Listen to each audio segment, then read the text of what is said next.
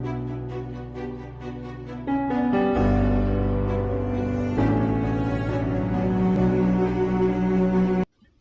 10º, capítulo 1, 2 Reis 18.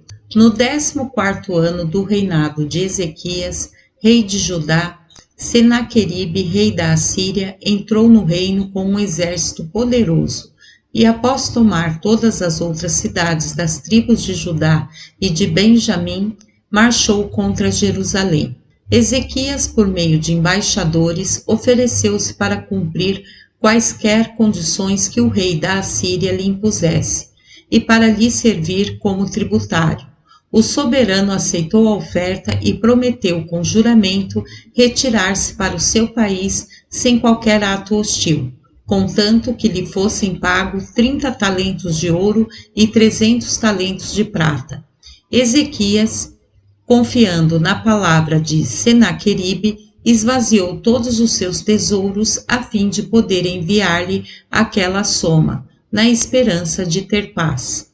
Senaqueribe, todavia, depois de receber o dinheiro, não manteve a palavra, e enquanto marchava em pessoa contra os egípcios e os etíopes, deixou Rabi-Saque, seu lugar-tenente e general, com numerosas tropas, auxiliado pelos seus chefes principais, 2 generais de nome Tartã e Rabi-Saris, para continuar na Judéia a guerra que lá havia começado.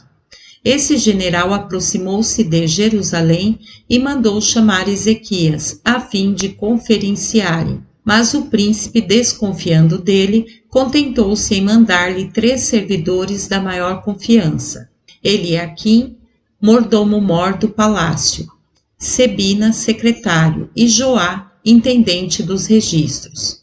Disse Rabi-Saque, em presença de todos os oficiais de seu exército: voltai a vosso amo e dizei-lhe que Senaqueribe, o grande rei, pergunta em quem ele confia para recusar receber o seu exército em Jerusalém. Se for no auxílio dos egípcios, é de se dizer que ele perdeu o juízo e que se parece com quem se apoia num caniço, o qual, em vez de sustentá-lo, quebrar-se-á, ferindo-lhe as mãos.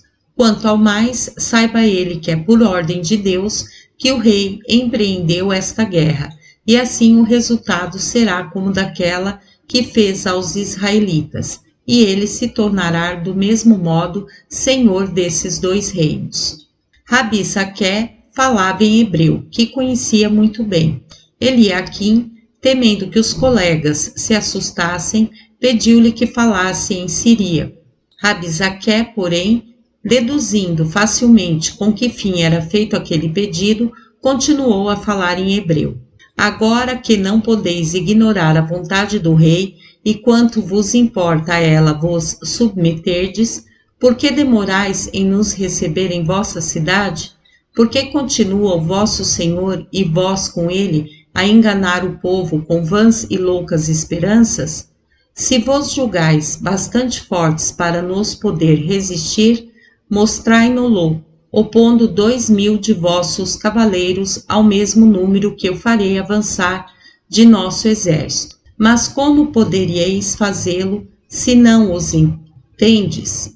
E por que vos demorais em vos submeterdes àqueles aos quais não podeis resistir?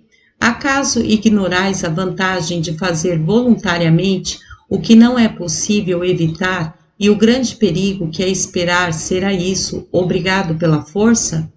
2 Reis 19. Essa resposta pôs o rei Ezequias em tal aflição que ele deixou as vestes reais para se revestir de um saco, segundo o costume de nosso país.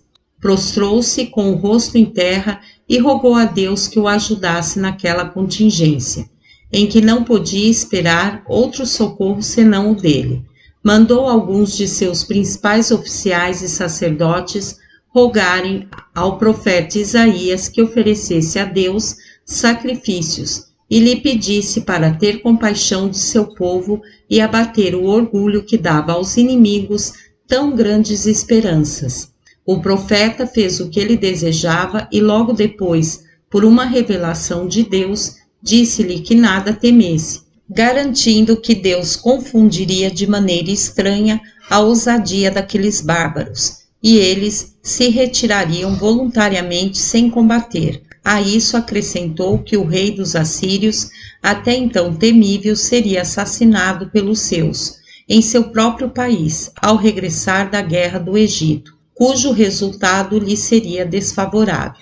Nesse mesmo tempo, o rei Ezequias recebeu cartas daquele soberano, pelas quais lhe dizia que ele, Ezequias, parecia ter perdido o juízo, para persuadir-se de poder isentar-se da submissão ao vencedor de tão poderosas nações, e ameaçava exterminá-lo com todo o seu povo se ele não abrisse as suas tropas às portas de Jerusalém.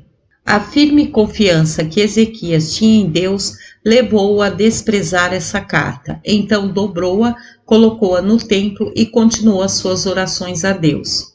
O profeta mandou dizer-lhe que elas haviam sido ouvidas por Deus, que nada devia temer das armas assírias e que logo ele e todos os seus súditos ver-se-iam em condições de poder cultivar em completa paz as terras que a guerra os obrigara a abandonar. Senaqueribe estava na ocasião ocupado com o cerco de Pelusa, no qual já gastara muito tempo, e no momento em que as plataformas se elevaram à altura das muralhas e ele estava para dar o assalto, foi avisado de que Targise, rei da Etiópia, marchava com um poderoso exército em auxílio dos egípcios e vinha pelo deserto, para surpreendê-lo.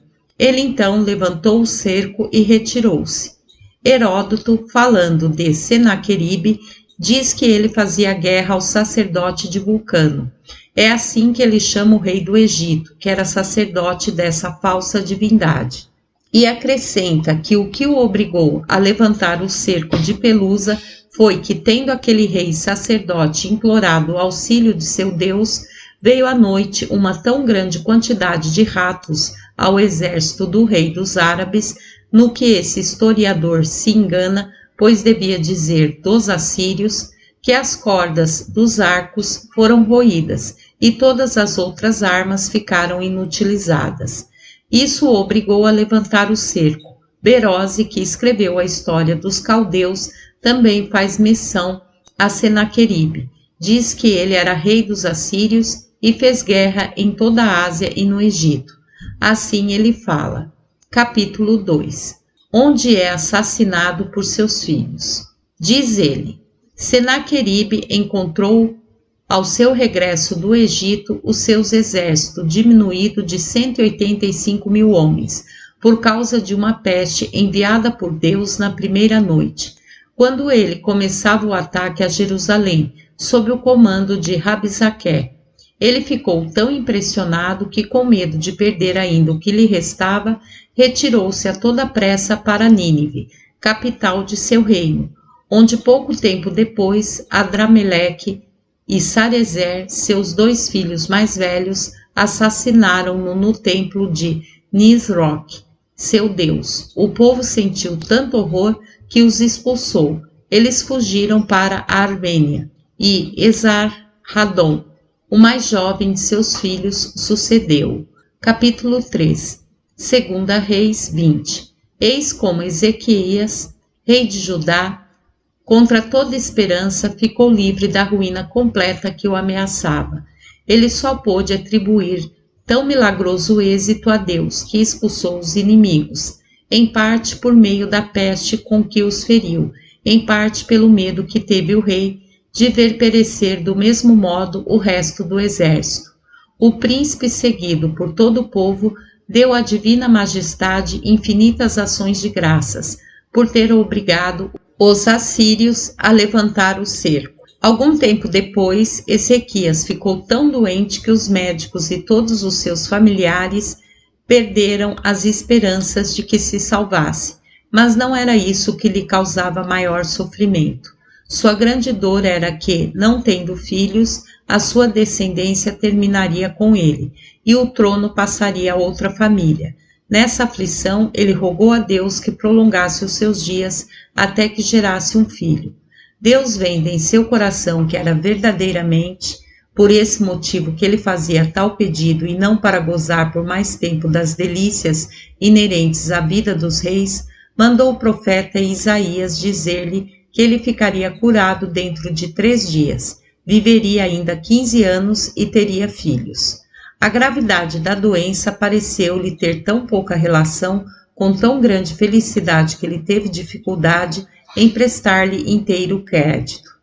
Por isso rogou ao profeta que lhe manifestasse um sinal de que falava da parte de Deus, a fim de fortificar a fé, pois só assim se prova a veracidade das coisas quando elas são tão extraordinárias e inimagináveis. O profeta perguntou-lhe que sinal ele desejava que lhe desse. Ele respondeu que desejaria ver a sombra do sol retroceder 10 graus no seu quadrante. O profeta fez o pedido a Deus e ele o atendeu. Ezequias, depois desse grande prodígio, ficou curado no mesmo instante. Foi ao templo adorar a Deus e fazer orações. Por essa mesma época, os medos tornaram-se senhores do império dos assírios, como diremos a seu tempo.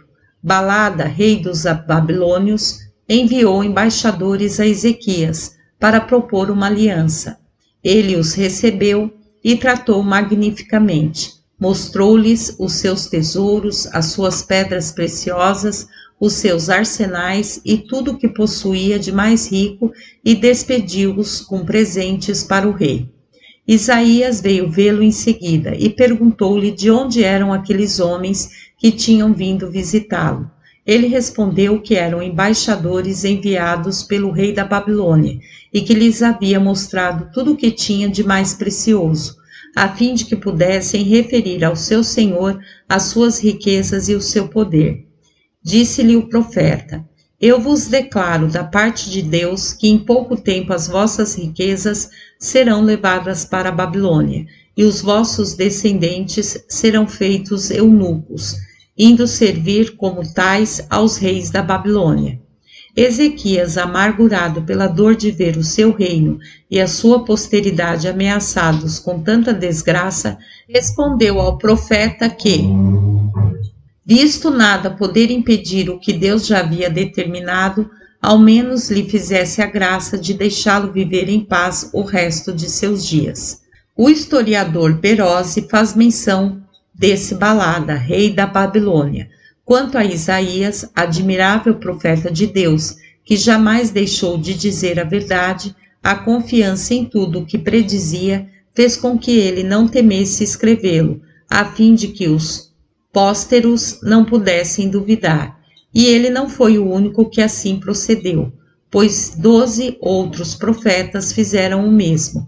Quanto a nós, vemos que todo bem ou todo mal que nos acontece concorda perfeitamente com essas profecias, como há de mostrar a continuação dessa história. O rei Ezequias, segundo a promessa que Deus lhe fez, viveu 15 anos em paz após ser curado de sua enfermidade, e morreu com 54 anos, dos quais reinou 29. Capítulo 4. Segunda Reis 21. Manassés, que Ezequias, rei de Judá, teve de Efizibá, que era de Jerusalém, sucedeu no trono. Tomou um caminho contrário ao que seu pai havia trilhado, entregando-se a toda sorte de vícios e impiedades, e imitou perfeitamente os reis de Israel que Deus havia exterminado por causa de suas abominações. Ele ousou mesmo profanar o templo, toda a cidade de Jerusalém e o resto do país, não sendo mais contido pelo temor da justiça de Deus, e desprezando os seus mandamentos, mandou matar muitos homens de bem, não poupando nem mesmo os profetas. Não se passava um dia sem que, pelo menos um deles, pagasse com a vida os caprichos do rei, manchando a cidade com o seu sangue. Deus, irritado com tantos crimes, mandou os seus profetas ameaçá-lo, bem como a todo o povo, com mais terríveis castigos, os quais os israelitas, seus antepassados, haviam experimentado por terem, como ele, atraído a sua indignação e a sua cólera. Mas nem o desventurado rei, nem aquele povo infeliz prestaram fé a essas palavras, as quais, se eles se tivessem comovido, poderiam ter impedido as muitas desgraças que lhes sucederam. Mas eles só as reconheceram verdadeiras depois de lhes sentir os efeitos. Continuaram, portanto, a ofender a Deus, e ele suscitou contra eles o rei dos babilônios e dos caldeus, que os atacou com um grande exército, o qual não somente devastou o país, mas levou prisioneiro o próprio Manassés. Então esse miserável príncipe percebeu que fora o excesso de pecados que o reduzira àquele estado, e recorreu a Deus, rogando-lhe que tivesse compaixão dele. A sua oração foi ouvida, e o rei vitorioso mandou-o livre para Jerusalém. Essa mudança em sua vida mostrou que a sua conversão fora sincera. Seu único pensamento agora era destruir a memória das ações passadas, e empregou todos os seus esforços em restaurar o culto a Deus.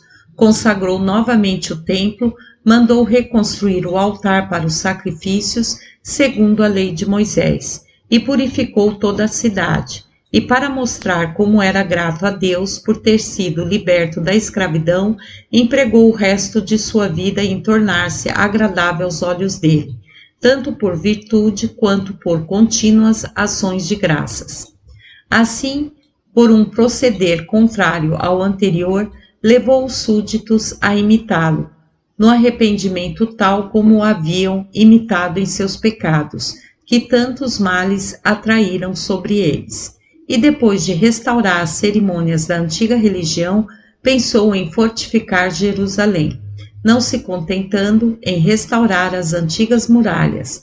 Mandou construir outras, acrescentando-lhes altas torres, fortificou os arrabaldes, dando-lhes provisões de trigo e de tudo o que era necessário. Enfim, a mudança foi tão grande que desde aquele dia em que começou a servir a Deus, até o fim de sua vida, não mais se lhe amorteceu o zelo pela piedade. Morreu na idade de 67 anos, após reinar 55, e foi enterrado em seus jardins.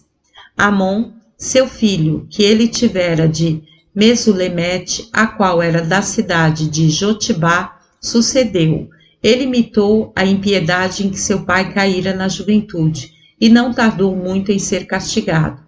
Após reinar somente 2 anos e ter vivido 24, foi assassinado pelos próprios servidores. O povo o fez morrer e enterrou-o no sepulcro de seu pai. Josias, seu filho, que tinha então apenas 8 anos, sucedeu-o. Capítulo 5. 2 Reis 22. A mãe de Josias, rei de Judá, chamada Gedida, era da cidade de Boscate. Esse príncipe era tão bom e tão inclinado à virtude que durante toda a sua vida se propôs imitar o rei Davi, tomando-o como modelo, e desde a idade de 12 anos deu prova ilustre de sua piedade e justiça, pois exortou o povo a renunciar o culto aos falsos deuses e adorar ao Deus de seus antepassados. Começou a partir de então a restaurar a antiga observância às leis, com a prudência de quem já era de muito mais idade. Fazia observar inviolavelmente o que piedosamente era determinado.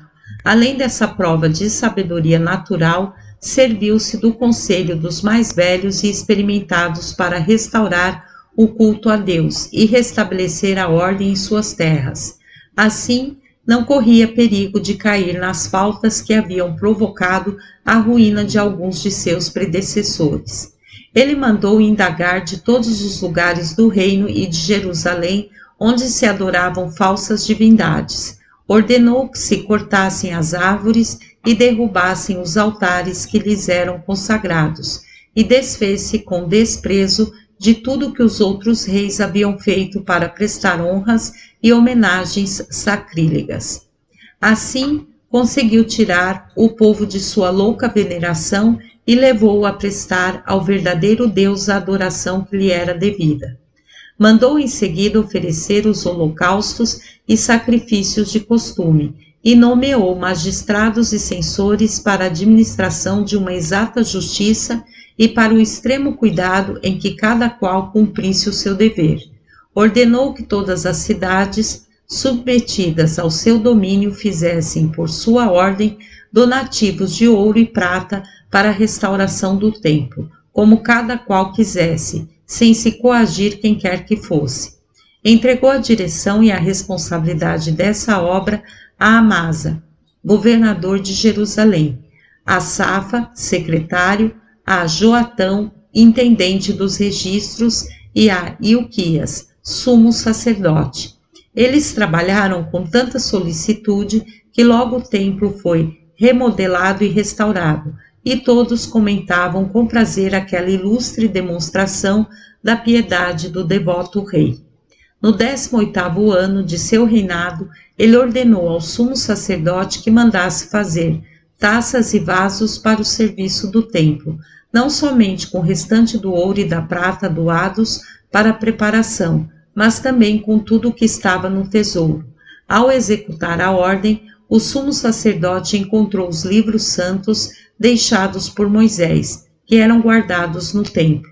Entregou-os ao Safa, o secretário, que os leu e levou-os ao rei.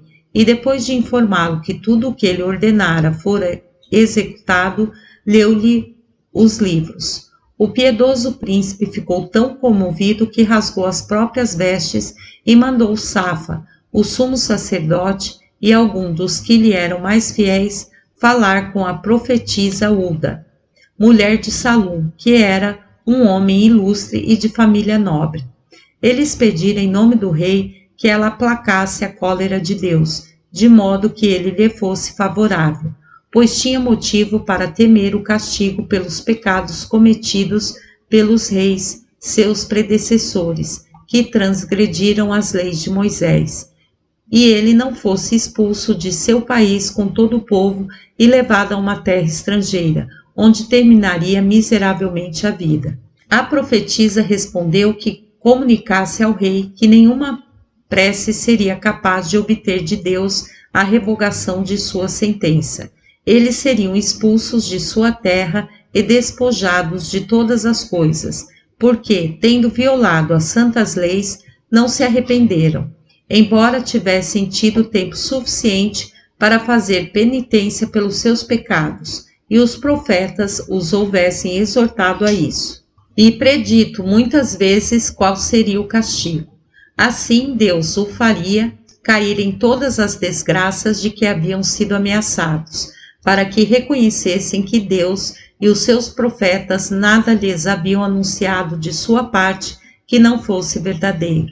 No entanto, por causa da piedade do rei, ele retardaria a execução até depois de sua morte, e então não seria mais adiada. 2 Reis 23. Ante essa resposta, o rei ordenou a todos os sacerdotes, a todos os levitas e aos demais súditos que fossem a Jerusalém. Lá reunidos, começou por ler-lhes o que estava escrito nos livros santos. Depois colocou-se num lugar elevado e obrigou-os a prometer com juramento servir a Deus de todo o coração e observar as leis de Moisés. Eles prometeram e ofereceram sacrifícios para implorar o auxílio divino. O rei, em seguida, ordenou ao sumo sacerdote que verificasse se restava ainda no templo algum vaso que os reis, seus predecessores, houvessem oferecido para culto aos falsos deuses. Muitos foram ainda encontrados, e ele os fez reduzir a pó, lançou a poeira ao vento e mandou matar todos os sacerdotes dos ídolos, que não eram da descendência de Arão. Depois de praticar em Jerusalém todos esses atos de piedade, foi ele mesmo às províncias para destruir inteiramente tudo o que o rei Jeroboão estabelecera em honra aos deuses estrangeiros. Mandou queimar os ossos dos falsos profetas sobre o altar que aquele rei havia construído, cumprindo o que predissera um profeta ao ímpio príncipe. quando este oferecia um sacrifício naquele altar, na presença de todo o povo, que um sucessor do rei Davi, de nome Josias, executaria todas essas coisas. Viu-se assim a sua realização 360 anos mais tarde. A piedade de Josias foi ainda além. Ele mandou investigar cuidadosamente todos os israelitas que se haviam salvado do cativeiro assírio e persuadiu-os a abandonar o detestável culto aos ídolos e a adorar, como os seus antepassados, o Deus Todo-Poderoso. Não houve cidade, aldeia ou vila em que ele não tivesse mandado fazer, em todas as casas, uma diligente eliminação de tudo que servira à idolatria. Mandou também queimar todos os carros que os seus predecessores haviam consagrado ao sol, e nada deixou que pudesse levar o povo a um culto sacrílego. Quando terminou de purificar todo o território, mandou reunir o povo em Jerusalém para lá celebrar a festa dos pães ázimos, que nós chamamos Páscoa, e deu ao povo para a celebração dos festins públicos 30.000 cordeiros e cabritos e 3.000 bois. Os principais sacerdotes deram também aos outros sacerdotes 2.600 cordeiros. Os principais levitas deram aos outros levitas 5.000 cordeiros e 500 bois. Nenhum desses animais deixou de ser imolado segundo a lei de Moisés, pelo cuidado que disso tiveram os sacerdotes. Assim não houve desde os tempos do profeta Samuel uma festa celebrada com tanta solenidade, porque nelas se observaram todas as cerimônias prescritas na lei e segundo a antiga tradição. O rei Josias, depois de ter vivido em grande paz, cumulado de riquezas e de glória, terminou seus dias do modo que vou dizer. Capítulo 6. Neco, rei do Egito, levado pelo desejo de se tornar senhor da Ásia, marchou para o Eufrates, com um grande exército, para fazer guerra aos medos e aos babilônios, que haviam devastado o império da Assíria. Quando chegou próximo da cidade de Megido, no reino de Judá, o rei Josias opôs-se à sua passagem. Neco mandou dizer-lhe, por meio de um arauto, que não era a ele que pretendia atacar, mas que marchava para o Eufrates, e que ele não se devia opor à sua passagem, pois isso o obrigaria contra sua intenção a declarar-lhe guerra. Josias não se deixou comover por essas razões, permaneceu em sua resolução, e parece que a sua infelicidade o levava a demonstrar tão grande altivez, pois, enquanto dispunha o exército para a batalha, ia de coluna em coluna sobre o seu carro, animando os soldados, um egípcio atirou-lhe uma flecha. Ficou tão ferido que a dor o obrigou a ordenar ao exército que se retirasse, e ele voltou a Jerusalém, onde veio a morrer por causa do ferimento. Foi sepultado com grande pompa no sepulcro de seus antepassados, após viver 39 anos, dos quais reinou 31.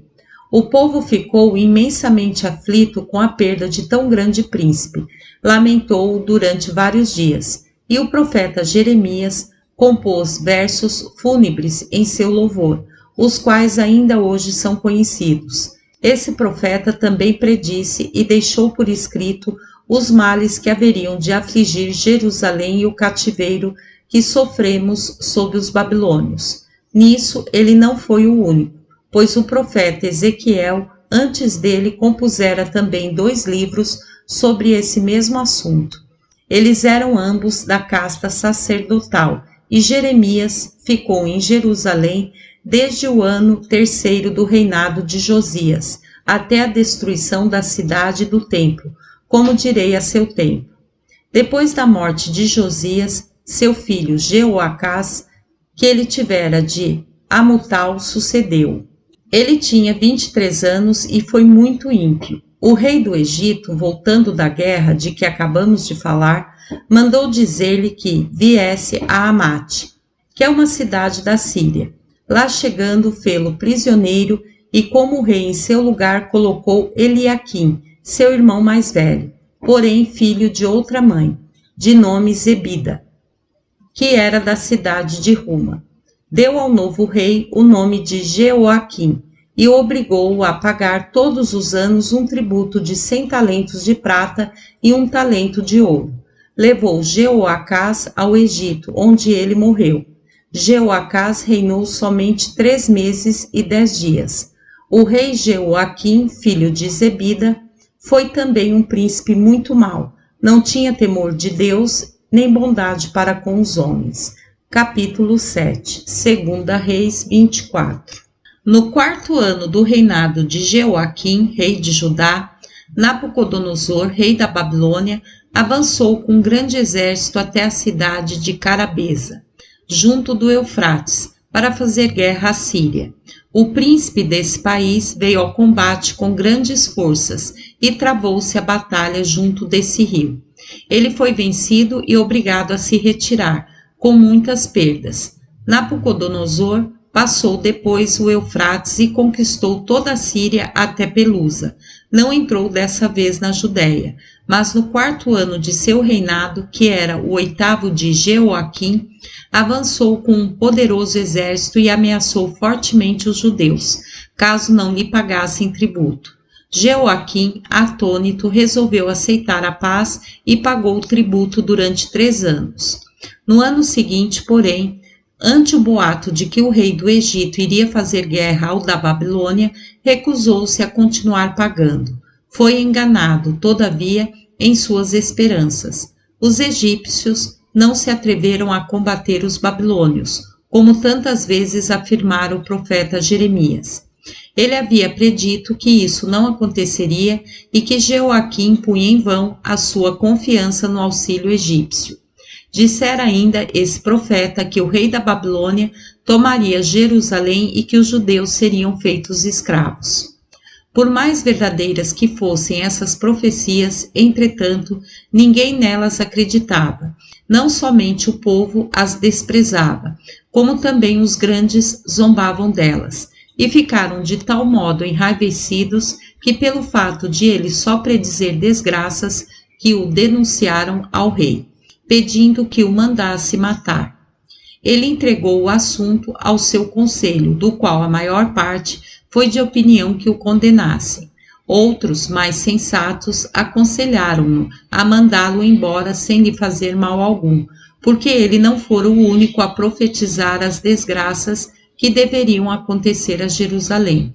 O profeta Miqueias e outros ainda haviam profetizado a mesma coisa, sem que os reis que então viviam os tivessem maltratado por esse motivo.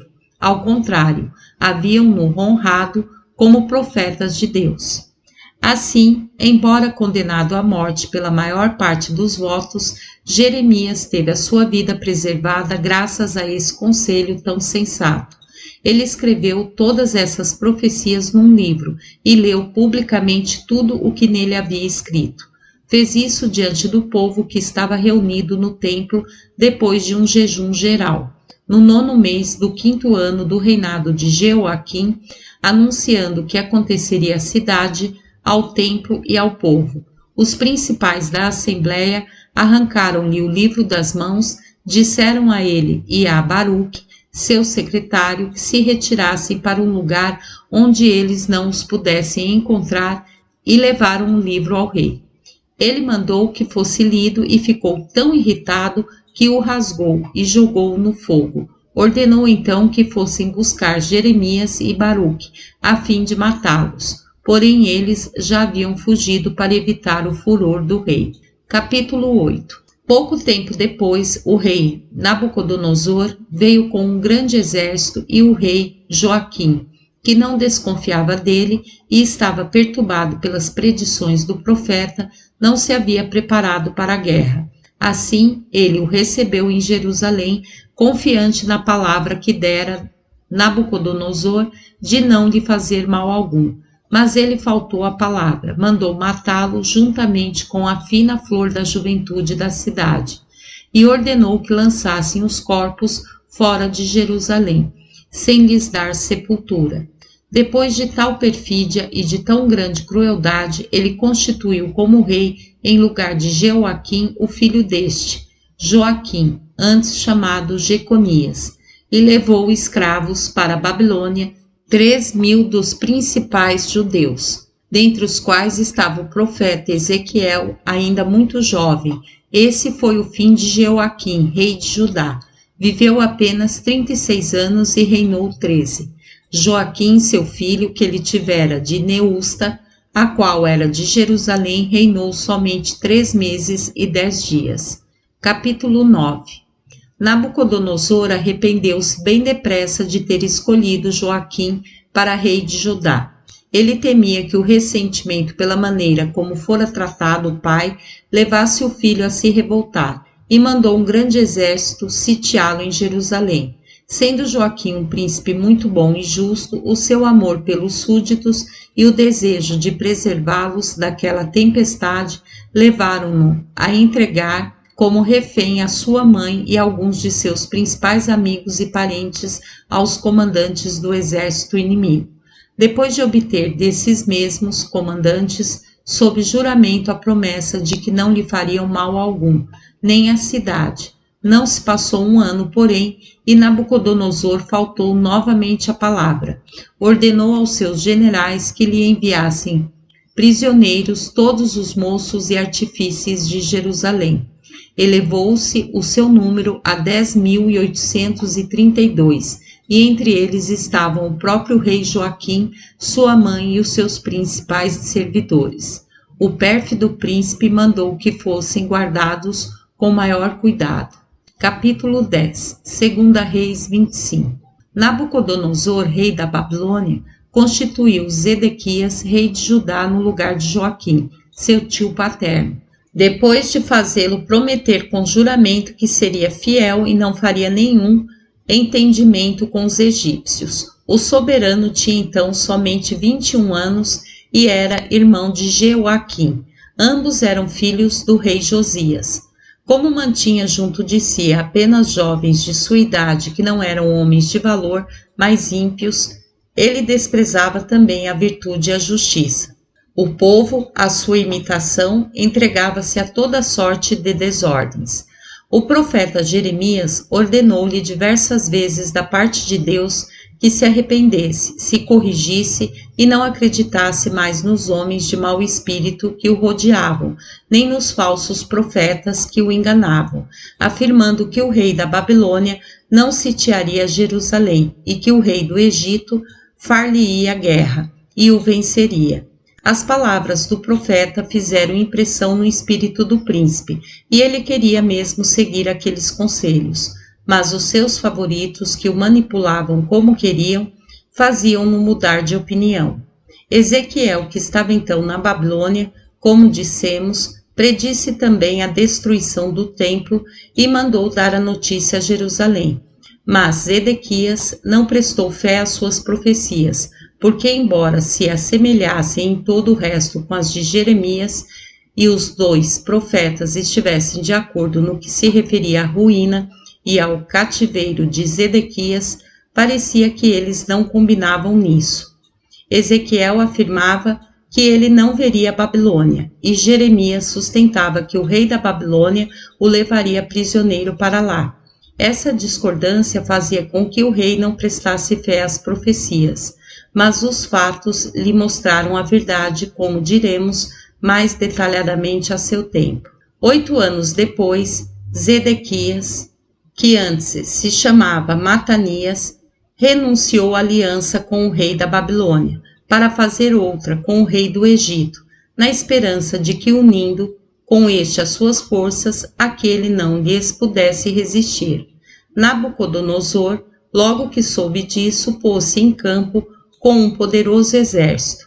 Ele devastou a Judéia, apoderou-se das maiores praças fortes e sitiou Jerusalém.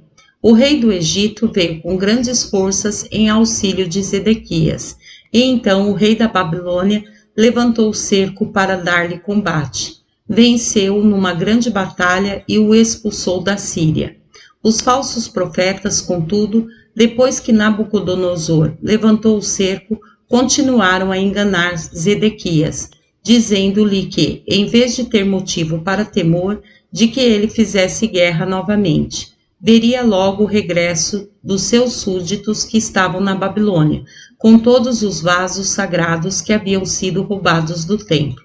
Jeremias, ao contrário, afirmou que aqueles homens o enganavam ao dar-lhe tal confiança, pois ele nada deveria esperar do auxílio dos egípcios, que o rei da Babilônia os venceria, que voltaria para continuar o cerco e tomaria Jerusalém pela fome, que levaria escravizado para a Babilônia o que restasse dos habitantes, depois de os despojar de todos os seus bens, que saquearia o templo e todos os seus tesouros, e depois o incendiaria, que destruiria completamente a cidade, e que esse cativeiro duraria 70 anos.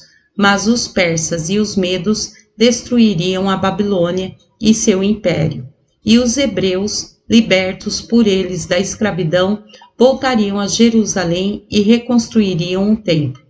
As palavras de Jeremias persuadiram a muitos. No entanto, os príncipes e os que, como eles, se vangloriavam de serem ímpios, zombaram dele, como de um insensato. Algum tempo depois, indo esse profeta a Anatote, que era o lugar de seu nascimento, distante 20 estádios de Jerusalém, encontrou no caminho um dos magistrados, o qual o deteve e o acusou de estar indo procurar o rei da Babilônia. Jeremias respondeu-lhe que não tinha absolutamente aquela intenção, ia somente fazer uma visita à sua terra natal. O magistrado, não acreditando em suas palavras, levou-o perante o tribunal para instaurar-se o processo. Declararam-no culpado e meteram-no numa prisão, para fazê-lo morrer. No 9º ano do reinado de Zedequias, no 10º dia do último mês, o rei da Babilônia recomeçou o cerco de Jerusalém e durante 18 meses empregou todos os esforços para apoderar-se dela. E as armas não eram o único meio de que esse soberano se servia para oprimir os seus habitantes. Eles eram ao mesmo tempo atormentados por dois dos mais temíveis flagelos, a fome e a peste, ambos violentos e graves. No entanto, Jeremias continuava a clamar e a exortar o povo a abrir as portas ao rei da Babilônia, pois não lhes restava outro meio de salvação, por maiores que fossem os males vindouros. Os príncipes e os principais magistrados, em vez de se convencerem com as palavras do profeta, irritaram-se de tal sorte que o acusaram perante o rei de ser insensato e de procurar fazer com que eles e todo o povo perdessem a coragem, predizendo-lhes tantas desgraças. Quanto a eles, estavam dispostos a morrer pelo serviço do rei e pela sua pátria, ao passo que aquele sonhador, por meio de ameaças, os exortava a fugir, dizendo que a cidade seria tomada e que todos pereceriam. O rei, por uma certa bondade natural e amor à justiça, não estava irritado contra Jeremias, porém, temendo em tal contingência descontentar os maiorais do país, permitiu-lhes fazer o que quisessem. Foram eles, então, ao cárcere, tiraram de lá o profeta e o desceram por meio de cordas a um poço cheio de lama, a fim de que morresse afogado. Ele ficou ali mergulhado até o pescoço. Entretanto, um criado do rei, que era etíope e gozava de grande estima perante ele, contou-lhe o que se havia passado, dizendo que aqueles homens agiam errado ao tratar daquele modo o profeta e que seria muito melhor deixá-lo morrer na prisão. O rei, comovido com essas palavras, arrependeu-se de o ter deixado à discrição dos inimigos e ordenou ao etíope que tomasse 30 de seus oficiais e fosse imediatamente tirá-lo do poço. Ele executou a ordem no mesmo instante e colocou Jeremias em liberdade.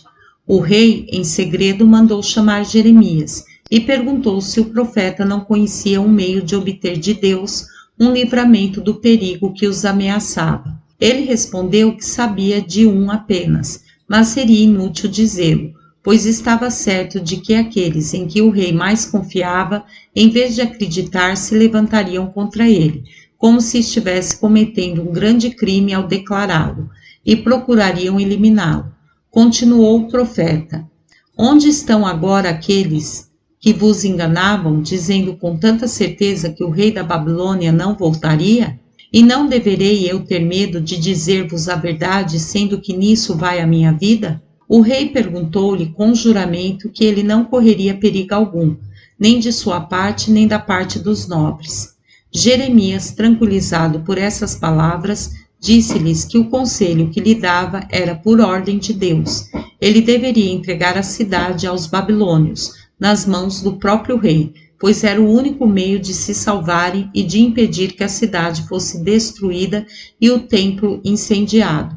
Se não o fizesse, seria a causa de todos esses males. O rei respondeu que gostaria de seguir o conselho, mas temia que os seus, os quais se haviam passado para o lado do rei da Babilônia, viessem prejudicá-lo perante ele e até o matassem. Diante disso, o profeta garantiu-lhe que se seguisse o seu conselho, nenhum mal sucederia a ele, nem às suas mulheres e filhos, e nem ao templo. O rei proibiu de contar a quem quer que fosse o que se passasse entre ambos, particularmente aos nobres. Se lhe perguntassem o motivo da entrevista ou qualquer outra coisa, dissesse apenas que fora pedir para ser posto em liberdade. Os grandes e os nobres não deixaram de perguntar ao profeta o que se havia passado entre ele e o rei, e ele respondeu conforme o príncipe lhe havia ordenado. Capítulo 11. Nabucodonosor apertava cada vez mais o cerco. Mandou construir altas torres com as quais sobrepassava as muralhas da cidade, e também grande quantidade de plataformas tão altas quanto os muros. Os habitantes, por sua vez, defendiam-se com todo o empenho e com toda a coragem possível, sem que a fome e a peste pudessem esmorecê-los. A coragem dava-lhes ânimo contra todos os males e perigos, e sem se espantar com as máquinas de que seus amigos se serviam, opunham-lhes outras. Assim, não era somente a força aberta, mas também com muita arte que a guerra transcorria entre essas duas valentes nações. Era principalmente por esse último meio que alguns esperavam conquistar a praça, e outros, ao invés, conservá-la. Passaram-se 18 meses desse modo. Por fim, os sitiados, consumidos pela fome, pela peste e pela quantidade de dardos que os inimigos lhes atiravam do alto das torres, cederam, e a cidade foi tomada pela meia-noite do 11º ano, no 9º dia do 4º mês do reinado de Zedequias, por Nergelear, Aremante, Emegar, Nabazar e Ercarampizar, generais de Nabucodonosor, que então estavam em Ribla. Eles marcharam diretamente para o templo. O rei Zedequias, sua esposa, seus filhos, seus parentes e as pessoas da nobreza que ele mais estimava saíram da cidade para fugir por lugares desconhecidos rumo ao deserto. Os babilônios, porém, foram avisados por um dos que eles haviam deixado de lado ao fugir. Ao despontar do dia, puseram-se a persegui-los. Alcançaram-nos perto de Jericó, e quase todos os que acompanhavam Zedequias o abandonaram. Ele foi aprisionado com sua mulher, seus filhos e os poucos que lhe restavam, e todos foram levados ao rei. Nabucodonosor chamou-o de ímpio e pérfido por faltar à promessa de lhe conservar inviolavelmente o reino, pois para isso pusera a coroa na sua cabeça. Reprovou-lhe a ingratidão por esquecer-se da obrigação que lhe devia por tê-lo preferido a Joaquim, seu sobrinho, ao qual pertencia o reino, e por ter empregado contra o seu benfeitor o poder que este lhe concedera. E terminou com estas palavras: mas o grande Deus, para castigar-vos, vos entregou em minhas mãos. Então, na presença dele, diante dos outros escravos, mandou matar os seus filhos e amigos, vazou-lhe os olhos e ordenou que o acorrentassem para levá-lo escravo à Babilônia.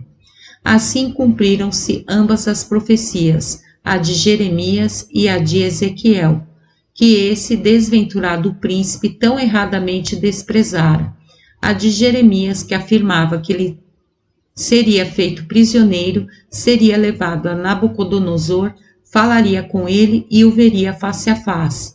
A de Ezequiel, que dizia que ele seria levado à Babilônia, mas não a poderia ver.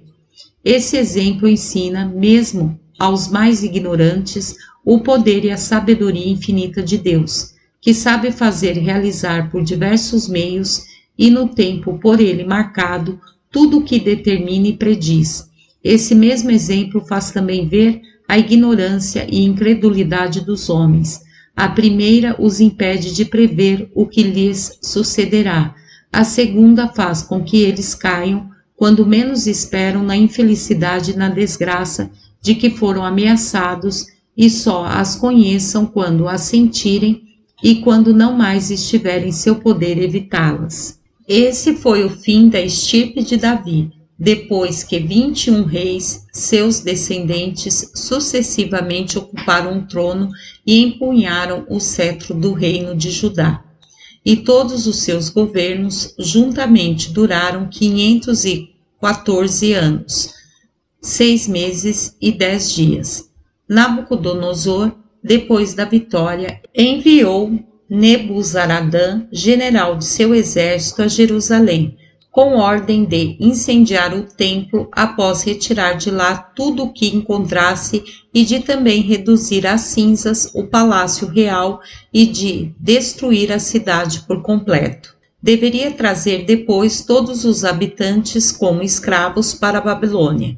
Assim, no 18º ano do reinado desse príncipe, que era o 11º do reinado de Zedequias, no primeiro dia do 5º mês, esse general, para executar tal ordem, despojou o templo de tudo o que lá encontrou.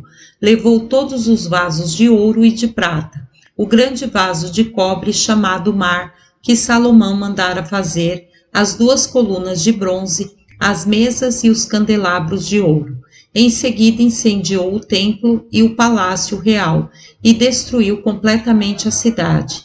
Isso aconteceu 470 anos, 6 meses e 10 dias desde a construção do templo, 1602 anos, 6 meses e 10 dias desde a saída do Egito, e 1950 anos, 6 meses e 10 dias desde o dilúvio. Nabuzaradã ordenou então que se levasse o povo como escravo para a Babilônia, até mesmo o rei, que então estava em Ribla, cidade da Síria, e também Seraías, sumo sacerdote, Cefã, que era o segundo dos sacerdotes, os 3 oficiais a quem estava confiada a guarda do templo. O primeiro dos eunucos, 7 dos que desfrutavam maior favor perante Zedequias, o secretário de Estado e 60 outras pessoas de classe que ele apresentou ao príncipe com os despojos do templo. Nabucodonosor, naquele mesmo lugar, mandou cortar a cabeça ao sumo sacerdote e aos mais nobres. Em seguida, mandou levar para a Babilônia o rei Zedequias e Jeozadaque, filho de Seraias, e todos os outros escravos.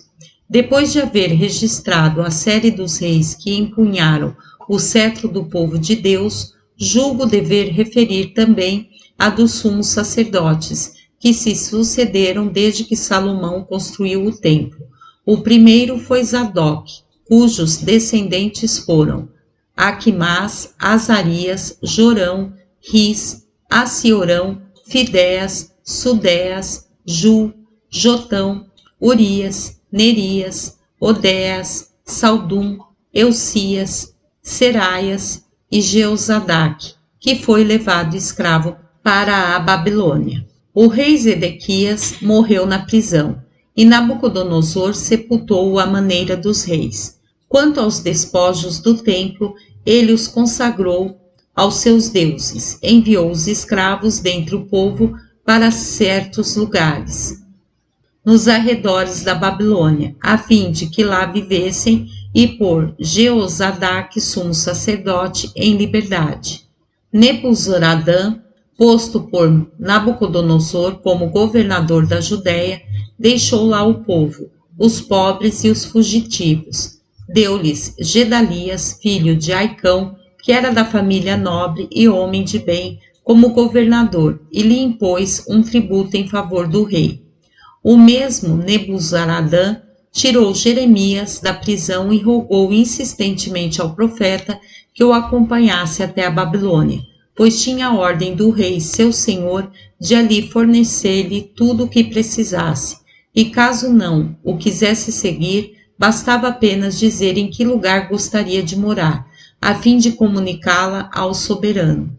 O profeta disse-lhe que não desejava nenhuma coisa nem outra, mas desejava terminar os seus dias no meio das ruínas de sua pátria, para não perder de vista aquelas tristes relíquias de tão deplorável naufrágio. Nabuzaradã ordenou a Gedalias que tivesse dele um cuidado particular, e depois dar ao santo profeta grandes presentes e de conceder liberdade a Baruque, filho de Nerias, que também era de família nobre e muito instruída na língua de seu país. Voltou para a Babilônia.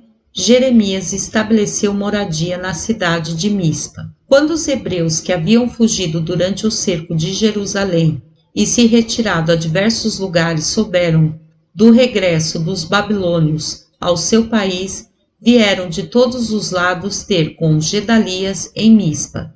Os principais eram Jorão, filho de Careá, Jezanias, Seraías e alguns outros. Ismael, que era de família real, porém muito mau e fingido junto de Batal, rei dos Amonitas, veio também.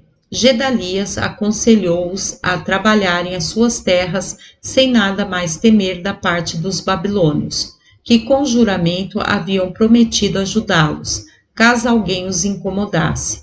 Eles precisavam tão somente dizer em que cidade queriam estabelecer-se, e ele daria ordens para as necessárias reparações, a fim de torná-las habitáveis, e não deveriam deixar passar a estação sem trabalhar com afinco, para poderem recolher o trigo e fazer vinho e óleo para se alimentarem durante o inverno.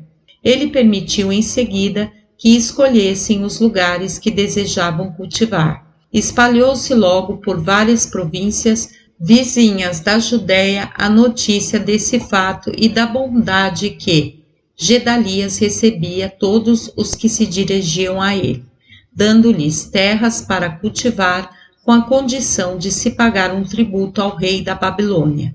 Assim muitos vieram procurá-lo de todos os lugares, e cada qual se pôs ao trabalho com entusiasmo.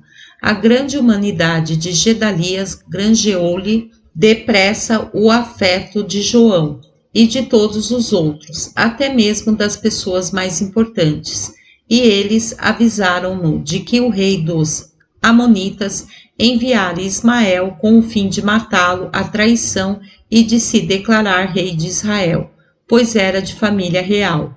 O único meio de remediar o problema era ele permitir que matassem Ismael, a fim de preservar o resto da nação da ruína que seria inevitável, caso Ismael cumprisse o seu perverso desígnio. Ele respondeu que não havia a menor probabilidade de Ismael, que recebera dele somente benefícios, atentar contra a sua vida, e que não tendo feito más ações durante os dias difíceis que vivera, ousasse cometer agora tão grande crime contra o seu benfeitor, ao qual deveria ajudar com todas as suas forças se algum outro o combatesse. Mesmo que fosse verdade aquilo de que o avisavam, ele preferia correr o risco de ser assassinado a fazer morrer um homem que viera buscar asilo junto dele e que nele havia confiado. 30 dias depois, Ismael, acompanhado por 10 de seus amigos, veio a Mispa visitar Gedalias, que o recebeu e tratou muito bem, e bebeu diversas vezes a saúde dele, para mostrar-lhe o seu afeto. Quando Ismael e os que com ele estavam perceberam que o vinho começava a perturbar Gedalias e que ele adormecera, mataram-no, bem como a todos os outros convidados que haviam bebido bastante.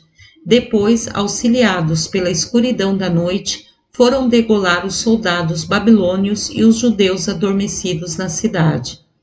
No dia seguinte de manhã, cerca de 80 pessoas vieram do campo oferecer presentes a Gedalias. Ismael disse-lhes que falassem com ele. Depois de entrarem na casa, Ismael e seus cúmplices mataram-nos e os lançaram num poço muito profundo, para que ninguém percebesse o que se passara, com exceção de uns poucos que lhe prometeram mostrar no campo o lugar onde haviam escondido móveis, vestes e trigo. Ismael aprisionou também alguns habitantes de Mispa, mulheres e crianças, entre as quais estavam as filhas do rei Zedequias, deixadas por Nebuzaradã, sob a custódia de Gedalias. Esse péssimo homem, depois de cometer tantos crimes, pôs-se a caminho para voltar ao rei dos Amonitas. João e outros homens da nobreza, seus amigos, ao saber o que se passara, ficaram muito irritados e reuniram o que puderam de homens armados. Perseguiram Ismael e o alcançaram próximo da fronteira de Hebrom. Os que o acompanhavam pensaram que João e seus amigos vinham socorrê-los e passaram para o lado dele, com grandes demonstrações de alegria. Ismael, seguido apenas por uns 8 dos seus, fugiu para o rei dos Amonitas. João, seus amigos e os que ele havia salvado foram a Mandra, onde passaram todo aquele dia, mas ele teve a ideia de se dirigir para o Egito, temendo que os babilônios os mandassem matar por causa da morte de Gedalias, que eles lhes haviam dado como comandante. Antes, porém, foram se aconselhar com Jeremias, rogaram-lhe que consultasse a Deus, prometendo com juramento fazer o que ele ordenasse. O profeta assim fez, e 10 dias depois Deus lhe apareceu e ordenou que dissesse a João, a seus amigos e a todo o povo, que se eles ficassem onde estavam, cuidaria deles e impediria que os babilônios lhes fizessem mal. Se fossem para o Egito, porém, ele os abandonaria e lhes infligiria em sua cólera os mesmos castigos que aplicara aos seus outros irmãos. Jeremias deu-lhes essa resposta da parte de Deus, mas eles não prestaram fé às suas palavras, nem acreditaram que era por ordem de Deus que ele lhes ordenava ficar. Convenceram-se de que ele dava aquele conselho para ser agradável a Baruque, seu discípulo, e para expô-los ao furor dos babilônios. Desprezaram então as ordens de Deus e foram para o Egito, levando com eles também Jeremias e Baruque. Deus então falou ao seu profeta e ordenou-lhe que dissesse ao seu povo que o rei da Babilônia faria guerra ao rei do Egito e o venceria. Então parte deles seria morta e o resto levado como escravo para a Babilônia. Os fatos confirmaram a veracidade dessa profecia, pois 5 anos depois da ruína de Jerusalém, que era o 23º ano do reinado de Nabucodonosor, esse soberano entrou com um grande exército na Baixa Síria, e dela se apoderou.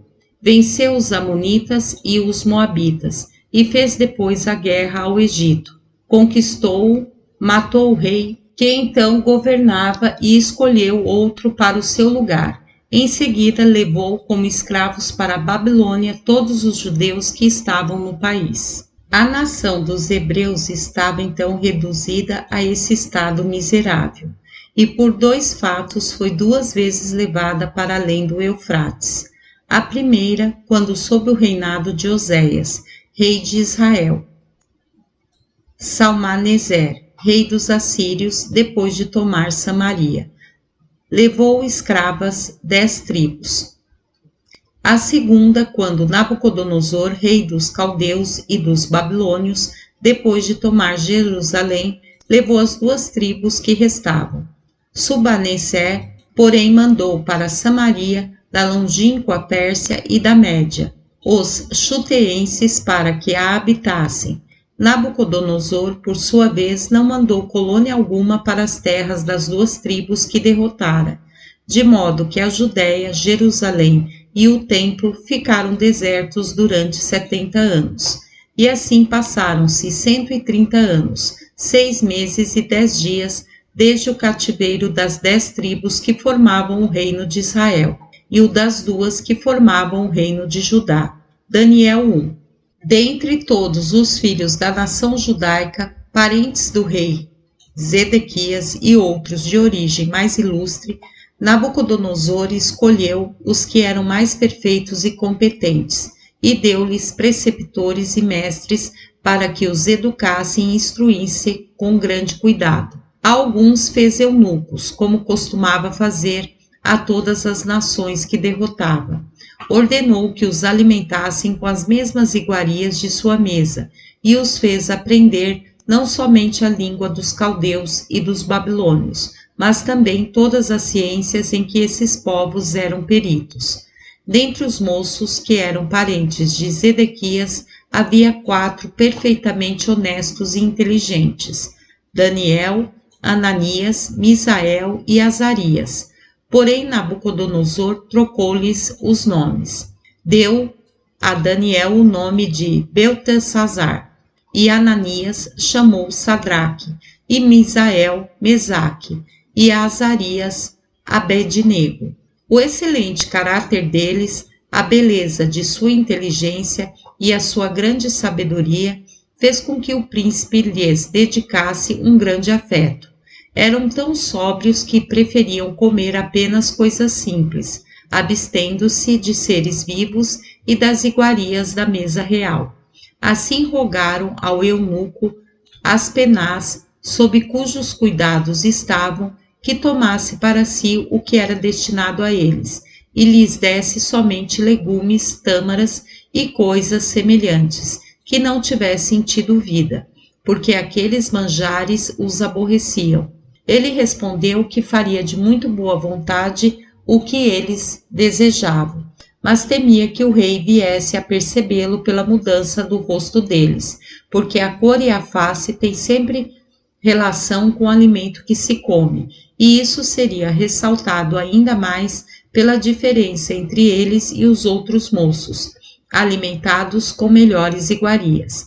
Também não era justo que, para lhes ser agradável, eles se pusessem em risco de perder a vida. Quando viram que o eunuco estava disposto a servi-los, continuaram a insistir e conseguiram dele permissão para experimentar pelo menos por uns 6 dias essa maneira de se alimentar, e depois continuá-la, se não causasse alterações na saúde deles. Caso fosse notada alguma mudança em seus rostos, retomariam a antiga nutrição.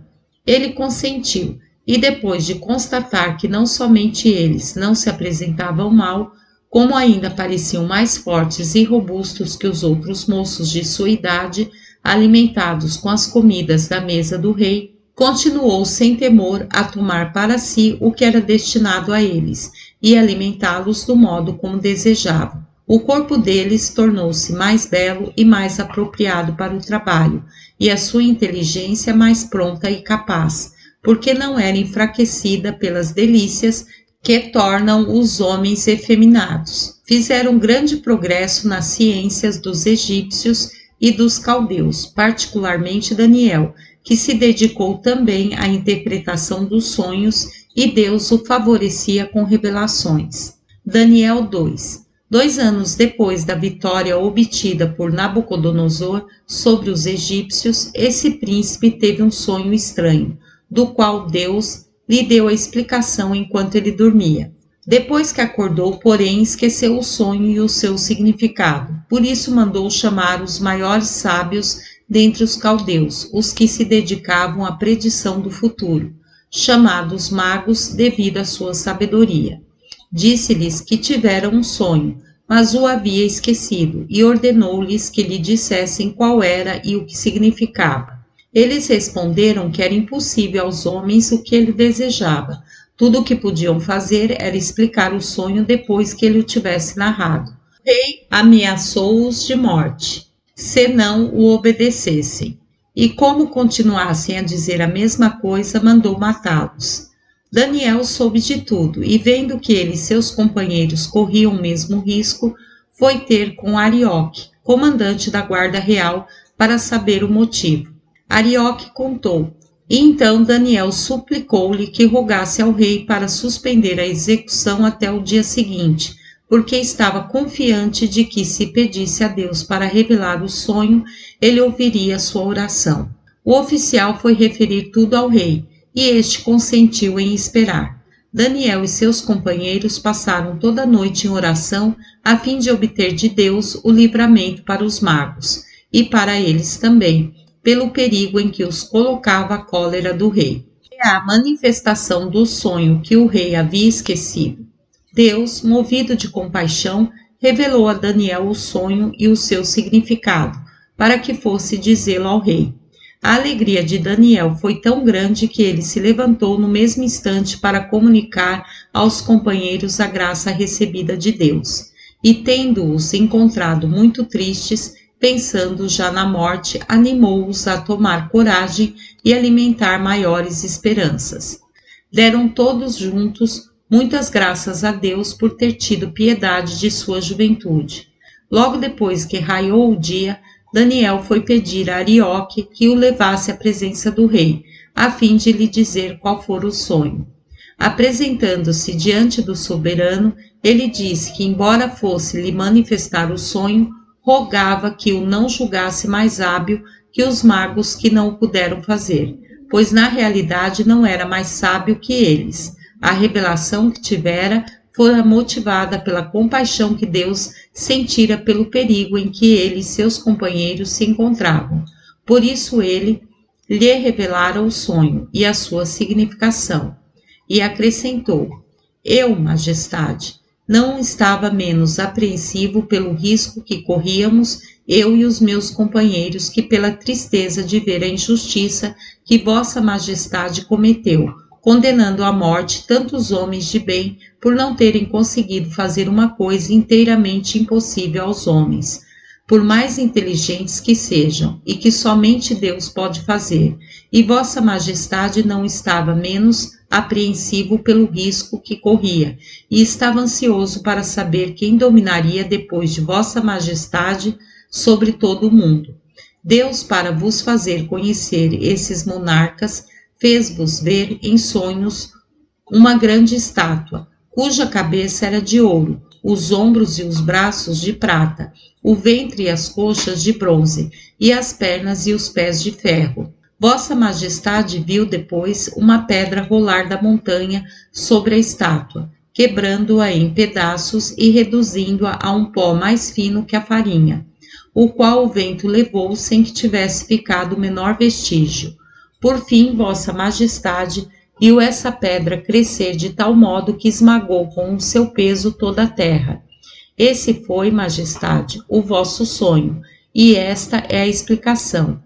A cabeça de ouro representa os reis da Babilônia, vossos predecessores. Os ombros e os braços de prata significam que o vosso império será destruído por 2 reis poderosos.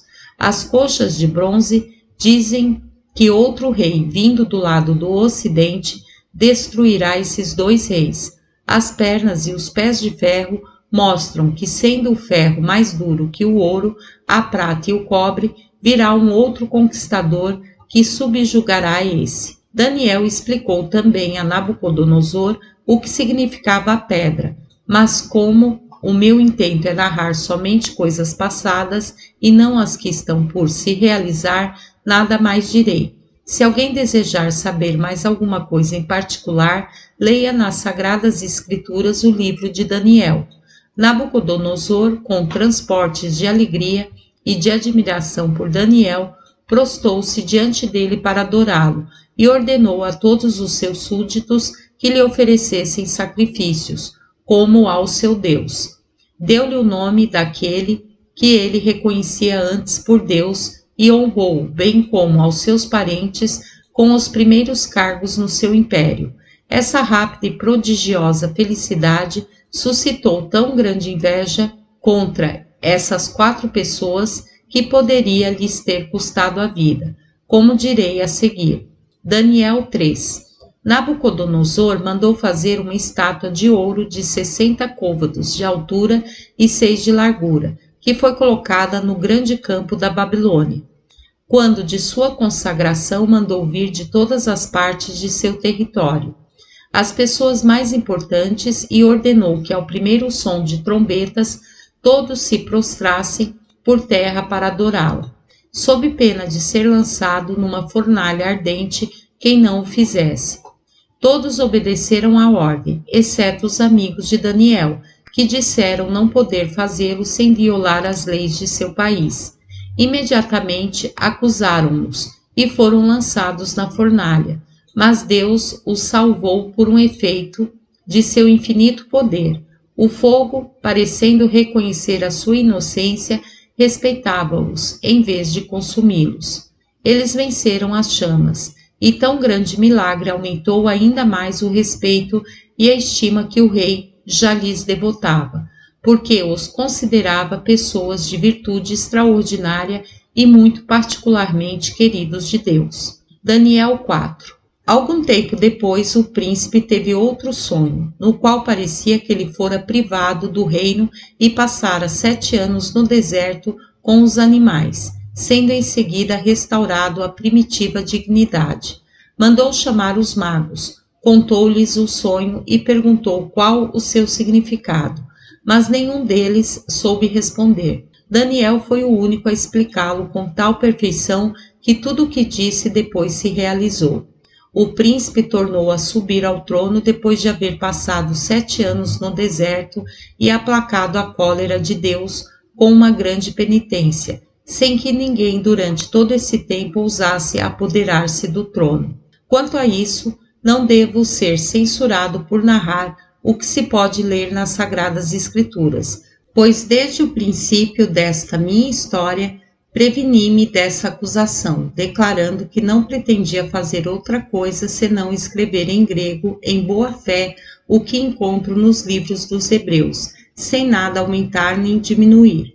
Nabucodonosor morreu após reinar 43 anos. Era um príncipe muito inteligente e foi muito mais feliz que os seus predecessores. Berose assim o descreve, no seu 3º livro da história dos caldeus. Nabopolassar, pai daquele de quem acabamos de falar, tendo sabido que os governadores que ele pusera no Egito, na Baixa Síria e na Fenícia se haviam revoltado contra ele e não estando mais na idade de suportar as dificuldades de uma guerra contra eles, enviou Nabucodonosor, seu filho, com uma parte de suas forças.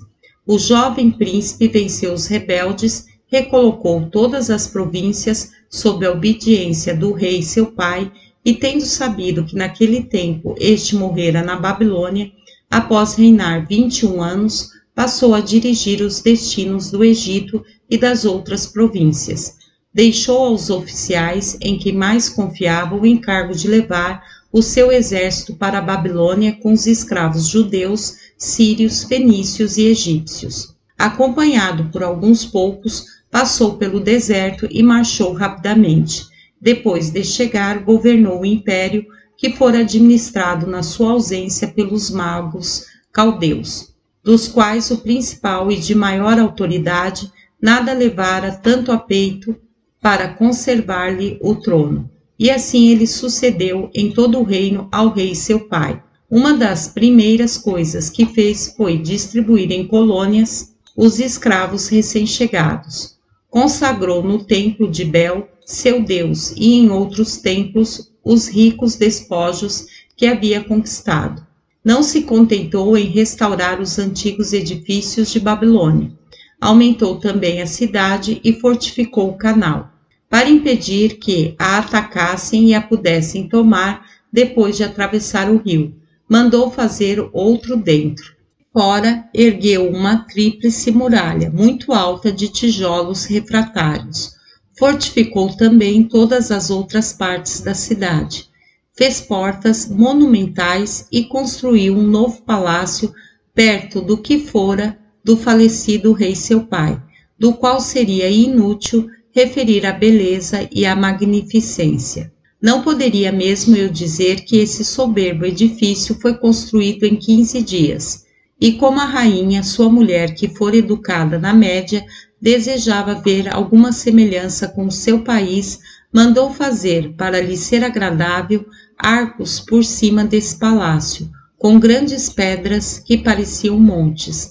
Mandou cobrir esses arcos com terra e plantou sobre eles uma tal quantidade de árvores de todas as espécies que esse jardim suspenso no ar passou a ser uma das maravilhas do mundo. Megastene, no seu 4º livro da História das Índias, faz menção desse admirável jardim e procura provar que esse príncipe sobrepujou muito a Hércules pela grandeza de seus feitos e conquistou não somente a capital da África, mas também a Espanha. Diocles também o cita na História da Pérsia e Filóstrato na da Índia e da Fenícia, declarando que ele sitiou durante 30 anos a cidade de Tiro, da qual Estobal então era rei. Eis tudo o que pude encontrar nos vários historiadores com relação a esse príncipe. Capítulo 2. Depois da morte do rei Nabucodonosor, de que acabamos de falar, Evil Merodach, seu filho, sucedeu, e não somente pôs Jeconias, que antes se chamava Joaquim, rei de Judá, em liberdade, como também deu-lhe ricos presentes. Tornou mordomo-mor de seu palácio e dedicou a ele um afeto muito particular. E assim tratou-o de uma maneira bem diferente da que Nabucodonosor o havia tratado. Quando o amor pelo bem do seu país, como vimos, o fez entregar-se em boa fé nas mãos deste, com sua mulher, seus filhos e todos seus bens, para que fosse levantado o cerco de Jerusalém, sendo que Nabucodonosor lhe faltou a palavra. Evil Merodach reinou 18 anos. Niglisar, seu filho, sucedeu e reinou 40 anos. Seu filho Labofardá, que o sucedeu, reinou somente 9 meses. Belsazar, filho deste, a quem os babilônios chamam Naboandel, substituiu. Ciro, rei dos persas, e Dário, rei dos medos, fizeram-lhe guerra e o sitiaram na Babilônia. Daniel 5. Enquanto a cidade era cercada, esse soberano oferecia um banquete aos nobres da corte e às suas concubinas numa sala onde havia um armário riquíssimo, em que se conservavam os preciosos vasos de que os reis se costumam servir. A isso ele quis acrescentar uma nova magnificência, e ordenou então que fossem trazidos os vasos sagrados do templo de Jerusalém, os quais Nabucodonosor mandara colocar junto com os de seus deuses, porque não se atrevera a servir-se deles. Como Belsazar estava turvado pelo vinho, teve a ousadia de beber num daqueles vasos e de blasfemar contra Deus. No mesmo instante, ele viu uma mão sair da parede e escrever nela algumas palavras. A visão deixou-o atônito, e ele mandou buscar da Caldeia e de outras nações alguns dos maiores sábios que sabiam interpretar os sonhos e ordenou-lhes que dissessem o significado daquelas palavras. Eles responderam que era impossível. O seu sofrimento aumentou de tal modo que ele mandou apregoar que daria uma cadeia de ouro, uma túnica de púrpura como as que usam os reis da Caldeia, e a terça parte do reino a quem interpretasse aquelas palavras. A promessa de tão grande recompensa fez chegar de todos os lados candidatos que passavam pelos mais hábeis e peritos. Todavia, por maiores esforços que todos fizessem, ninguém foi capaz de interpretá-las. A princesa, sua avó, vendo-o em tal aflição, disse-lhe para não perder a esperança de que alguém lhe desse a explicação que desejava, porque havia entre os escravos que Nabucodonosor trouxera para a Babilônia, depois da ruína de Jerusalém, um certo Daniel, cuja ciência era extraordinária. Ele explicava coisas que somente eram conhecidas por Deus e interpretara um sonho que nenhum outro conseguira explicar. Precisava apenas mandar chamá-lo e dizer-lhe do seu desejo de saber o significado daquelas palavras, pois talvez até fosse algo inquietante que Deus quisesse comunicar. Diante de tal conselho, Beltsazar mandou imediatamente chamar Daniel. Disse-lhe o quanto se sentia feliz por saber que ele recebera de Deus o dom de penetrar e conhecer o que os outros ignoravam, e rogou que lhe dissesse o que significavam as palavras escritas naquela parede, prometendo-lhe, se o fizesse, dar-lhe uma túnica de púrpura, uma cadeia de ouro e a terça parte de seu reino, para mostrar a todos, com aquelas demonstrações de honra, a sua sabedoria, quando fosse conhecida a causa de ele merecê-las. Daniel, ciente de que a sabedoria que vem de Deus deve sempre ter em vista fazer o bem sem pretender outra recompensa, suplicou ao rei que o dispensasse de aceitá-las. Disse-lhe em seguida que aquelas palavras significavam que o fim da vida de Beltsazar estava próximo, porque ele não havia aprendido com o castigo com o qual Deus punira a impiedade de Nabucodonosor, e nem aproveitar aquele exemplo para evitar colocar-se acima de sua condição de simples homem, pois não podia ignorar que aquele príncipe fora obrigado a viver durante 7 anos à maneira dos animais e que só depois de muitas preces a Deus, movido pela compaixão, o reconduziu ao convívio dos homens e o restabeleceu no trono. E Nabucodonosor foi tão grato que pelo resto de sua vida não deixou de dar a Deus contínuas ações de graças e de admirar o seu poder onipotente. No entanto, Beltsazar, em vez de se deixar levar por aquele exemplo, não tivera medo de blasfemar contra Deus e de beber com as suas concubinas nos vasos consagrados em honra dele. Por isso ele estava tão irritado que desejou manifestar por meio daquelas palavras qual seria o fim de sua vida. Daniel acrescentou ainda que esta era a explicação das palavras. Mene, isto é, número, significava que o número que Deus marcara aos anos do reinado de Beltsazar iria se completar, e lhe restava muito pouco tempo de vida. Tekel, isto é, peso, significava que Deus havia pesado na sua justa balança a duração daquele reinado e que ele tendia ao fim.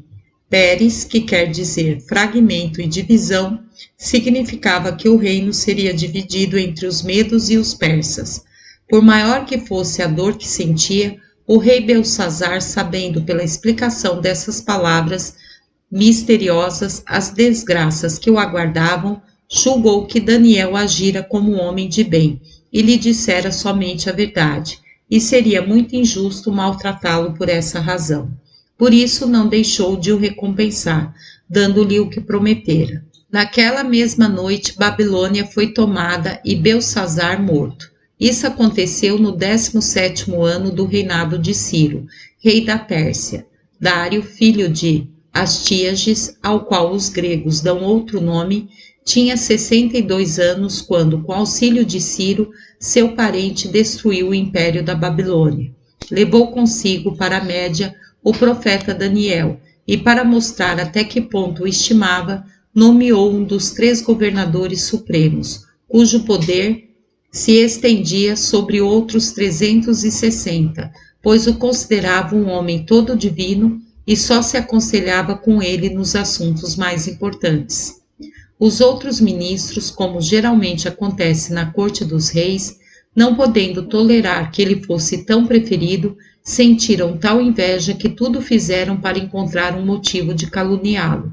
Mas isso lhes foi impossível, porque a virtude de Daniel era tão grande e as suas mãos tão puras que ele julgava que seriam manchadas se recebessem presentes e considerava coisa vergonhosa desejar recompensa pelo bem que se faz. Eles, porém, não se arrependeram nem desistiram, e faltando-lhes outros meios, imaginaram um pelo qual pensaram poderia destruí-lo. Tendo notado que 3 vezes por dia ele fazia suas orações a Deus, foram ter com o rei e disseram-lhe que todos os grandes e governadores do império haviam julgado conveniente elaborar um edito pelo qual seria proibido a todos os súditos durante 30 dias fazer orações a qualquer deus ou a qualquer homem, senão a ele o rei, devendo ser lançados na cova dos leões todos os que desprezassem essa ordem. Dário, que não desconfiava de sua malícia, aceitou a proposta e mandou publicar esse edito com todo o seu território. Todos o observaram, exceto Daniel, que sem se impressionar continuou a fazer as suas orações a Deus, como era seu costume. Os seus inimigos não deixaram de ir imediatamente ao rei acusá-lo de ter violado a ordem. Afirmaram que ele fora o único a ousar desobedecer, e era tanto mais culpado porque não o fizera por um sentimento de piedade apenas, mas por saber que aqueles que não o estimavam observavam as suas ações. E como esses nobres temiam que a grande afeição de Dário por Daniel o levasse a perdoá-lo, insistiram tanto em que fosse inflexível em fazer observar o seu edito e ordenasse que Daniel fosse atirado na cova dos leões, que não lhe foi possível defender-se. Mas ele esperava que Deus libertasse Daniel do furor daqueles temíveis animais e exortou-o a suportar generosamente a sua desdita. E assim foi Daniel atirado àquele lugar, e fecharam a porta com uma grande pedra. Dário mandou selá-la com seu sinete e voltou para o palácio imerso em tão grande aflição pelo que poderia acontecer a Daniel, que não quis comer e passou toda a noite sem dormir. No dia seguinte, ao despontar do sol, o rei foi à cova dos leões e viu que o seu selo estava intacto. Chamou Daniel por uma abertura que havia na entrada e perguntou, gritando com todas as suas forças, se ele ainda estava vivo. Daniel respondeu que não sofrera mal algum, e o soberano, no mesmo instante, mandou que o retirassem de lá. Os inimigos de Daniel, em vez de reconhecerem que Deus o salvara por um milagre, disseram ousadamente ao rei que aquilo acontecera porque antes se dera demasiado alimento aos leões, os quais, não tendo mais fome, não o quiseram devorar. O rei ofendeu-se com a malícia deles e ordenou que se desse grande quantidade de carne aos leões e que, depois de eles estarem fartos, fossem atirados à cova os acusadores de Daniel, para ver se os animais os poupariam, como diziam haveres poupado Daniel. A ordem foi imediatamente executada, e ninguém mais pôde duvidar de que Deus salvara Daniel, porque os leões devoraram os caluniadores com tanta avidez que pareciam os mais esfomeados do mundo. Minha opinião, porém, é que foi o crime desses malvados e não a fome o que irritou os leões contra eles, porque Deus quis que esses animais irracionais fossem ministros de sua justiça e de sua vingança. Depois que os inimigos de Daniel foram assim punidos, Dário mandou publicar em todo o seu território que o Deus que Daniel adorava era o único verdadeiro e todo-poderoso, e elevou esse grande personagem a tão alto grau de honras que ninguém duvidava que ele fosse o homem mais estimado pelo rei em todo o império. E todos admiravam tão grande glória e tão extraordinário favorecimento da parte de Deus. Dário mandou construir em Ecbatana, capital da Média, um soberbo palácio, que ainda hoje se vê e que parece ter sido recém-concluído, pois conserva o seu primitivo brilho, ao contrário do comum dos edifícios, aos quais o tempo apaga a beleza, envelhecendo-os como aos homens. É nesse palácio que está a sepultura dos reis dos medos, dos persas e dos partos. A sua guarda ainda hoje está confiada a um sacerdote de nossa nação. Nada encontro de mais admirável nesse grande profeta que esta felicidade particular e quase incrível de que desfrutou, acima dos demais, ter sido durante toda a sua vida honrado pelos reis e pelos povos, e deixar depois de sua morte uma memória imortal. Os livros que ele escreveu, lidos ainda hoje, comprovam que Deus mesmo lhe falou e que ele não somente predisse em geral, como os outros profetas, as coisas que deviam acontecer, mas também determinou o tempo em que se sucederiam.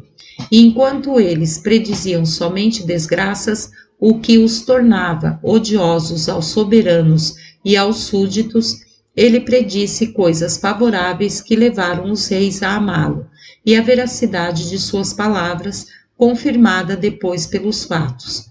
Fez com que todos não somente prestassem fé às suas palavras, mas crescem que havia nele algo de divino. Narrarei uma de suas profecias para mostrar como eram corretas. Ele disse que, tendo saído com seus companheiros da cidade de Suzã, que é a capital do reino da Pérsia, para tomar ar no campo, houve um tremor de terra que surpreendeu e espantou de tal modo os que estavam com ele que todos fugiram e o deixaram sozinho. Ele lançou-se então com o rosto em terra, e estando assim, nesse estado, percebeu que alguém o tocava e lhe dizia para levantar, a fim de ver as coisas que sucederiam muito tempo depois aos de sua nação. Depois que ele se ergueu, viu um carneiro que tinha vários chifres, sendo o último maior que os outros. Voltando os olhos para o lado do ocidente, viu aproximar-se um bode, que se chocou com o carneiro, derrubou-o e o pisou. Viu depois sair da fronte desse bode um chifre bem grande, que foi quebrado, e dele saíram outros 4, voltados para os 4 ventos. Entre esses 4 chifres surgiu um menor. Deus lhe disse que esse chifre, quando crescesse, faria guerra à sua nação. Tomaria Jerusalém, aboliria todas as cerimônias do templo e durante 1296 dias proibiria que ali se oferecessem sacrifícios. Depois que Deus lhe manifestou essa visão, explicou-a deste modo. O carneiro significava o império dos medos e dos persas, cujos reis eram representados pelos chifres. O maior era o último deles, porque sobrepujava a todos em riquezas e em poder. O bode significava que viria da Grécia um rei que venceria os persas e se tornaria senhor daquele grande império. O chifre grande significava esse rei. Os 4 chifres pequenos nascidos desse grande chifre, que se dirigiam para as 4 partes do mundo, representavam aqueles que depois da morte desse soberano dividiriam entre si esse grande império. Embora não fosse nem seus filhos nem seus descendentes, eles reinariam durante vários anos e de sua posteridade viria um rei que faria guerra aos judeus. Aboliria todas as suas leis e toda a forma de sua república, saquearia o templo e durante 3 anos proibiria que ali se oferecessem sacrifícios. Isso tudo aconteceu sob o reinado de Antíoco Epifânio. Esse grande profeta deu também notícia do Império de Roma e da extrema desolação a que reduziria o nosso país. Deus lhe tornou patentes todas essas coisas, e ele as deixou por escrito para serem admiradas pelos que lhe vissem os efeitos, para mostrar os favores que recebera dele, e para confundir os erros dos epicúreos, que em vez de adorarem a providência, dizem que ele não se importa com os interesses deste mundo, e que a terra não é conservada nem governada por essa suprema essência. Igualmente bem-aventurada, incorruptível e onipotente, mas subsiste por si mesma. Se eles considerassem verdade o que dizem, ver-se-iam logo perecendo como um navio que, não tendo piloto, é batido pela tempestade, ou como um carro sem condutor, que é arrastado pelos cavalos. Não pode haver melhor prova que as profecias de Daniel para nos fazer constatar a loucura de quem não aceita que Deus tenha cuidado com o que se passa sobre a terra. Pois se tudo o que acontece no mundo é por acaso, como explicar o cumprimento de todas essas profecias? Julguei meu dever relatar tudo isso conforme o que encontrei nos livros santos, mas deixo a cada qual liberdade para ter outras opiniões ou acreditar no que quiser.